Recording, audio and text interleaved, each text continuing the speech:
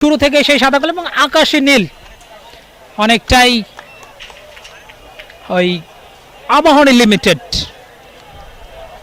লিমিটেডের মাঝ মাঠের প্রাণভ্রমরা জামাল ভুইয়া বাংলাদেশ জাতীয় পেয়ে গেছেন পাপন সিং, সেখান থেকে ব্রুনো রোচা একজনকে কাটিয়েছেন, আবারও বক্সের মধ্যে ঢোকার চেষ্টা, ব্রুনো রোচা বক্সের মধ্যে ঢুকে গেছেন, চমৎকার পাস, তবে কি করলেন কর্নেল স্টুয়ার্ট। 19টা গোল করেছেন টুর্নামেন্ট, খেলোয়াড়দের জন্য খুবই স্বস্তিদায়ক।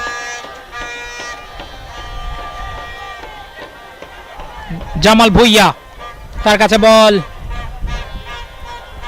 টোকা দিয়ে সামনে বাড়িয়েছেন, দারুণ একটা পাস, ডান প্রান্ত থেকে আক্রমণে যাওয়ার চেষ্টা, লম্বা করে ক্রস, তবে গোলরক্ষক সুজন তিনি বেরিয়ে এসেছিলেন এবং দারুণভাবে গ্লাভস বন্দি করলেন, ছুড়েও মারলেন।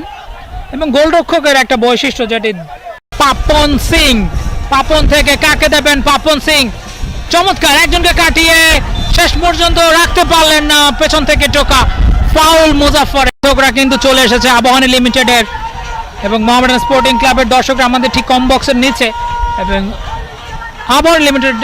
আবাহনী লিমিটেড তাদের দর্শকরা কিন্তু অবশ্য রয়েছে ঠিক ওই পারে মাঠের।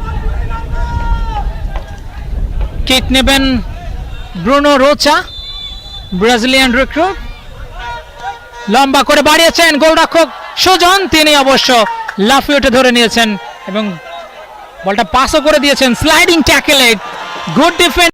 খেলোয়াড়রা উপরের দিকে উঠে আসেন, ওখানে কিন্তু বা প্রান্ত দিয়ে আক্রমণে যাওয়ার চেষ্টা, তিনজন খেলোয়াড় ঘিরে ধরেছেন, তারপরে বলটা যখন সামনের দিকে আসলো সুলেমান দিয়াবাতে দলীয় ক্যাপ্টেন তাকে বাড়িয়ে দিয়েছেন জামাল ভুইয়াকে, জামাল ভুইয়া লম্বা ক্রস, নাম্বার 9 কর্নেল স্টুয়ার্ট হেডটা করতে পারলেন না, বক্সের মধ্যে একটা দারুণ পাস ছিল। কেমন লাগছে? আমি ঠিক অন্যভাবে বলতে চাই, আবাহনী মোহামেডান যেন নাম নয় একটি মন্ত্র, যে মন্ত্র উচ্চারণে 1 লাখ লোক ঢাকার মাঠে একত্রিত হয়ে যেতে পারে।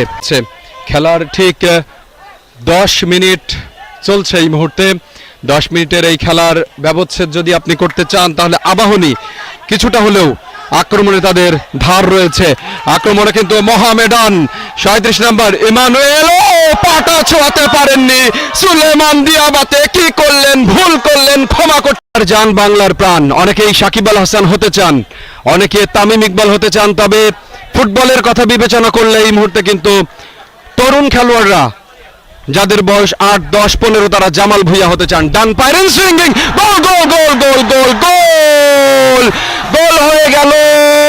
এখানে 16 নম্বর জার্সি পরিহিত খেলোয়াড় ব্রুনো রোচা তিনি কিন্তু গোল করে দিলেন, মোহামেডানের জালে বল জড়িয়ে গেল, গোল হয়ে গেল, 1-0 গোলের ব্যবধানে এগিয়ে গেল আবাহনী লিমিটেড।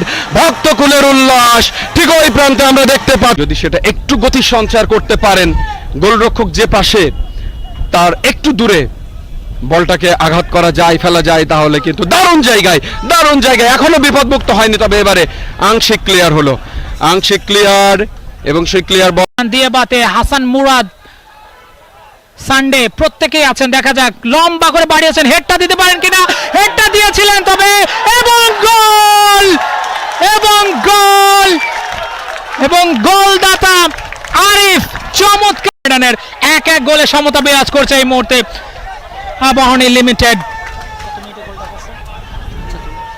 এবং ম্যাচের 29 মিনিটে এসে গোলটা করলো, চমৎকার ফিনিশ এবং বাঁ পায়ের জোরালো শট। এখনো কিন্তু ক্লিয়ার নয়, পেনাল্টি এরিয়ার মধ্যে হলো না, দুর্দান্ত কিক, বলটা যদি ভ্রমরা বলা হয় তাকে, বাংলাদেশ জাতীয় দলে বেশ অনেকদিন ধরেই তিনি সার্ভিস দিচ্ছেন।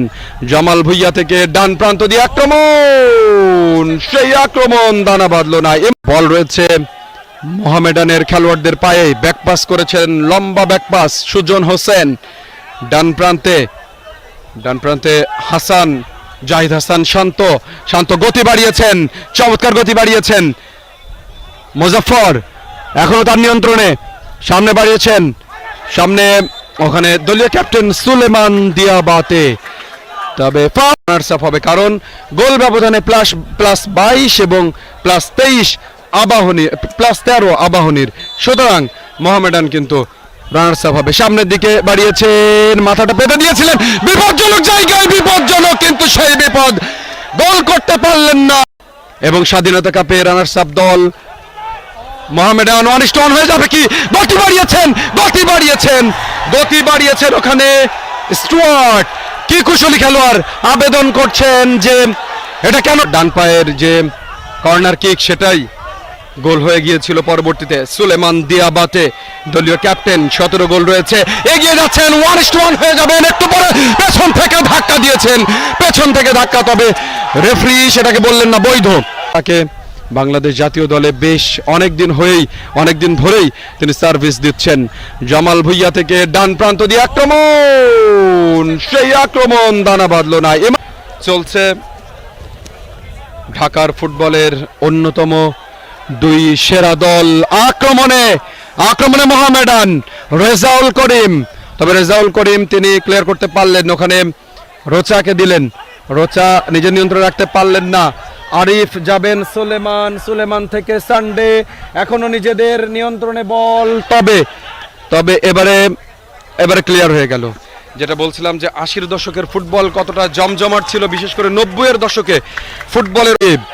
মিনহাজুর রাকিব থেকে মাঝমাঠ থেকে ডান প্রান্তে কিন্তু আক্রমণে ওখানে আরিফ হোসেন বাড়িয়ে দিয়েছেন বিপজ্জনক জায়গায়, ঠিক পেনাল্টি এরিয়ার মধ্যে। কি করলেন সানডে রেখে সামনের দিকে কি বাড়াবেন? হ্যাঁ, বাড়িয়েছেন উজবেক মুজাফফর, সেখান থেকে আবার শান্ত থেকে হাসান মুরাদ গতি বাড়ানোর চেষ্টা করছেন, পেছনে কিন্তু হৃদয় হাসান মুরাদকে কার্ড